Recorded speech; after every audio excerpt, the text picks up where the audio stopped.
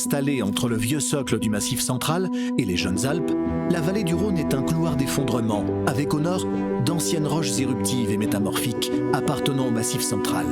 Le granit, les gneiss et les micachistes sont à l'origine de sols constitués d'arènes, formant des versants viticoles particulièrement vertigineux. Les dépôts marins d'âge secondaire, Trias, Jurassique et Crétacé, se déposent au sud de la vallée du Rhône, notamment des calcaires, des gypses, du sel et des marnes grises, qui forment le sous-sol de la vallée du Rhône, constitué d'un empilement de plusieurs kilomètres d'épaisseur. À la fin du Tertiaire, pendant le Miocène, entre -24 et -7 millions d'années, la mise en place des Alpes accentue l'affaissement de la vallée, qui sépare désormais le Massif central des Alpes. La mer Miocène reçoit et brasse des sables que les débris de coquilles viennent enrichir. À cette époque-là, le Ventoux, les dentelles de Montmirail et le Luberon sont des îles.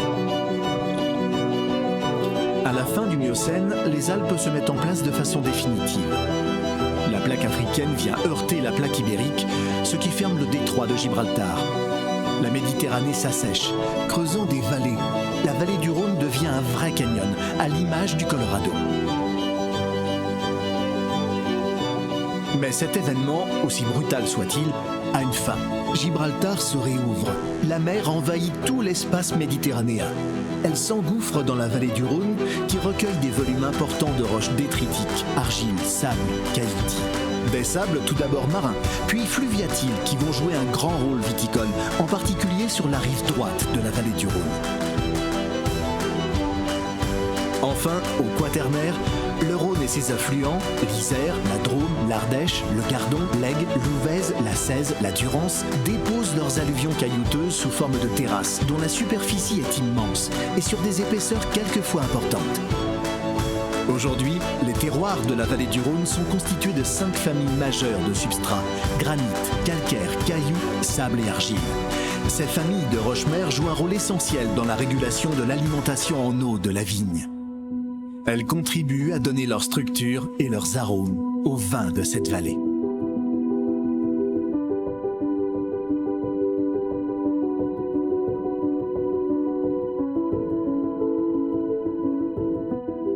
On a travaillé dur, mais parce que c'était comme ça à l'époque. On travaillait, puis c'est tout. Oui. Mon mari, il voulait arriver à quelque chose. À l'époque, on ne pouvait pas acheter des vignes. Il achetait des bois, et puis dans l'hiver, il les coupait, il s'en occupait, et puis après, on les plantait au printemps. Pas tout de suite, parce qu'il fallait labourer, ramasser les racines, préparer le terrain.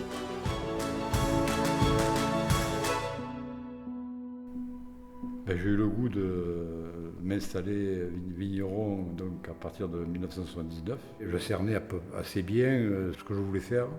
C'est-à-dire produire le meilleur possible, faire le vin et le commercialiser.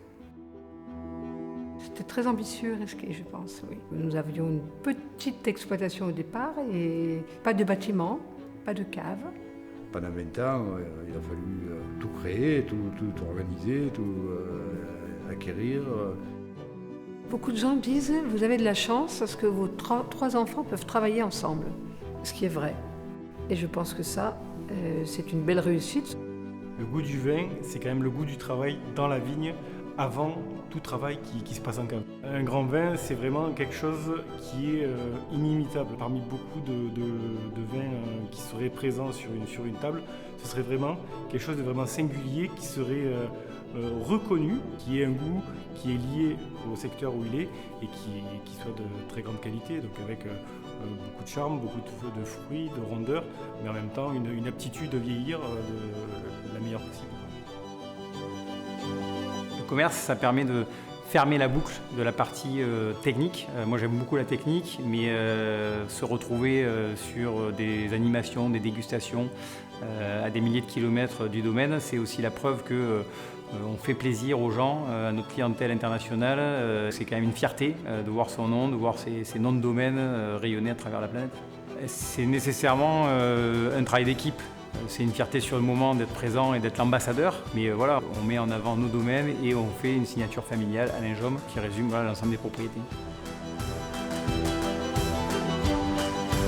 la table et du partage, finalement, c'était un pari un peu fou au début, de créer cette activité de no-tourisme et d'être les premiers à le faire à Châteauneuf-du-Pape et de le proposer finalement sous forme de visite et repas dégustation. Voilà, l'idée c'était de pouvoir amener nos visiteurs à découvrir nos terroirs qui sont quand même uniques sur Châteauneuf-du-Pape, mais aussi finalement transmettre la passion de nos vins, la typicité de chacun d'entre eux au travers de la gastronomie et l'art de la table. La table d'Alain Jaume, c'est typiquement cette activité d'association mets et vins, découverte d'un vin avec un plat, choisi avec précision et surtout dans le respect de notre gastronomie provençale. Depuis 200 ans, mais particulièrement ces 40 dernières années, les vignobles Alain Jaume ont grandi grâce à une même force, l'engagement de femmes et d'hommes pour leur métier. À travers chaque geste, chaque saison, chaque défi relevé ensemble. Merci à nos équipes au vignoble, en cave, au bureau pour leur collaboration et leur fidélité. Merci également à nos agents commerciaux présents en nombre, à nos clients importateurs les plus anciens. La famille Alain Jaume est fière de la récompense honorifique décernée par le Guide Hachette 2026. Nous savons quel est le résultat d'un engagement de chacun d'entre vous. Merci à tous, vous ici présents ce soir, nous vous souhaitons une excellente soirée.